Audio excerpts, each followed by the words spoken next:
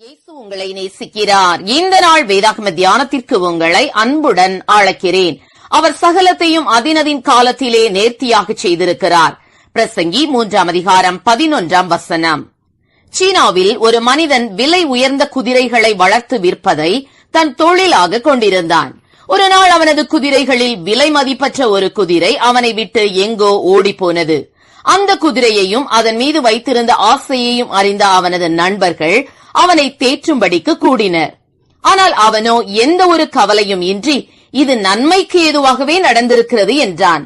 சில நாட்கள் கழித்து அந்த குதிரை காட்டிலிருந்து வேறு சில குதிரைகளை அழைத்துக் கொண்டு வீடு வந்து சேர்ந்தது.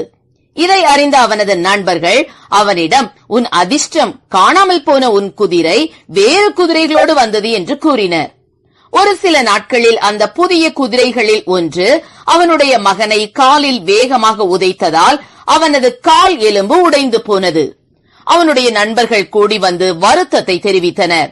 உன் துரதிர்ஷ்டம், உன் மகனுடைய கால் உடைந்து விட்டது என கூறினர். அவனோ, என் தேவனுடைய சித்தம் நடக்கட்டும், இதுவும் நன்மைக்கு ஏதுவாகவே முடியும் என்றான். சில நாட்களில் போர் துவங்கியது. எல்லா வாலிபர்களும் ராணுவத்தில் சேர வற்புறுத்தப்பட்டனர். இவனுடைய மகனின் கால் உடைந்திருந்தபடியால் அவனுக்கு ராணுவத்தில் இருந்து விதிவிலக்கு அளிக்கப்பட்டது. ஆனால் போருக்கு சென்று அவனுக்கு அறிமுகமானவர்களில் ஏறக்குறைய எல்லா வாலிபர்களும் போர்க்களத்தில் மாண்டனர். தேவன் இவனுடைய வேதனையை ஜீவனை காக்கும் வடிகாலாக மாற்றினார்.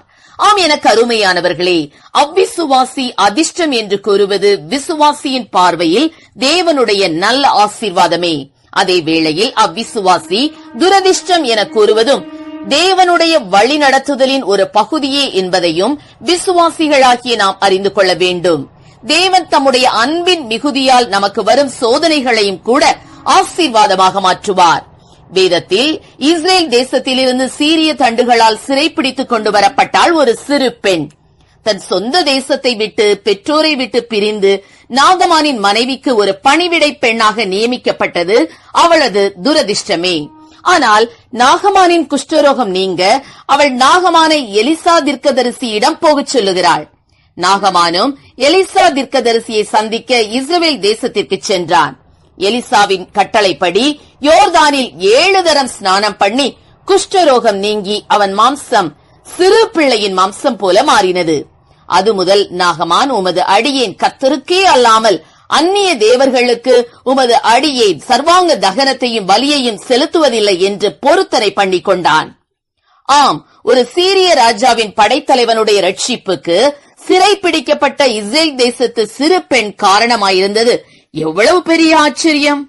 ஆம் பிரியமானவர்களே, ஆண்டவருடைய பிள்ளைகளுடைய வாழ்க்கையில் சிறை போன்ற பாடுகளை கர்த்தர் அனுமதித்தாலும் அவை நன்மைக்கே.